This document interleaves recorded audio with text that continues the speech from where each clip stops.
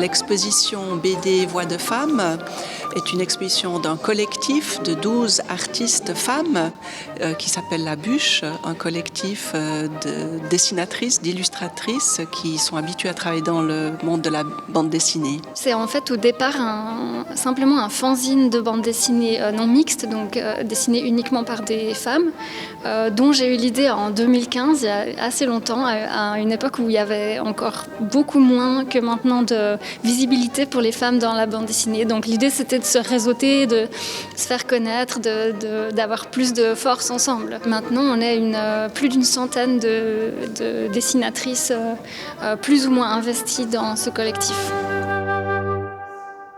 Le but, c'était de donner une sorte de carte blanche à des artistes pour venir investir les lieux, prendre place au château, vivre une semaine sur place.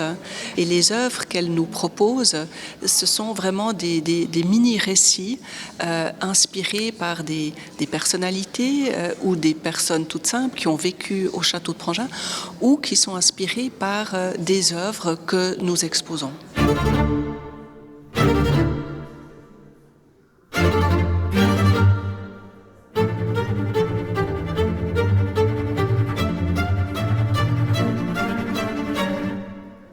La bande dessinée, c'est vraiment idéal pour raconter ou pour faire connaître des choses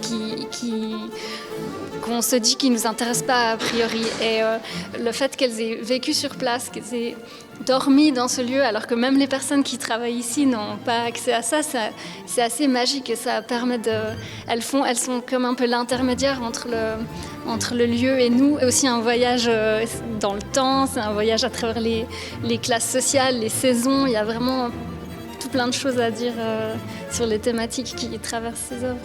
Et là, on le voit bien, comme par exemple une artiste mêle en fait l'histoire de sa propre grossesse avec l'histoire des grossesses répétées de la baronne de Prangin qui a vécu au XVIIIe siècle, qui a laissé un journal et dont on sait comment ça s'est passé. Et il y a des résonances ici entre cette grossesse du XVIIIe siècle où on avait surtout peur de mourir au moment de l'accouchement et puis les réflexions qu'on a aujourd'hui lorsqu'on devient mère.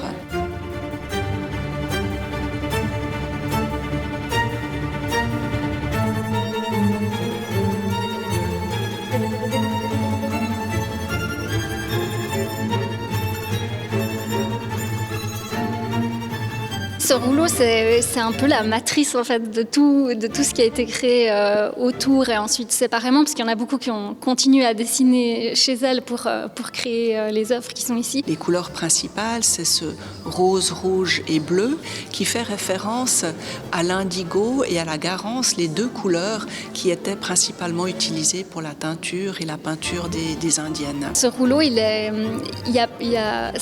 fourmille en fait de motifs, d'histoires, de détails. L'idée, c'était qu'il n'y ait pas de texte dessus. Donc, c'est vraiment, ça permet aussi à l'imagination de se perdre dans la quantité de motifs. Et il y a des choses qui sont assez compréhensibles parce qu'il y a des éléments qui sont liés au château, donc on les reconnaît. Mais il y a aussi des choses totalement mystérieuses ou farfelues que seuls les artistes pourraient expliquer, qui sont probablement nées des discussions qu'elles ont eues pendant qu'elles le dessinaient ou des choses qu'elles ont vécues sur place. Donc, c'est assez chouette.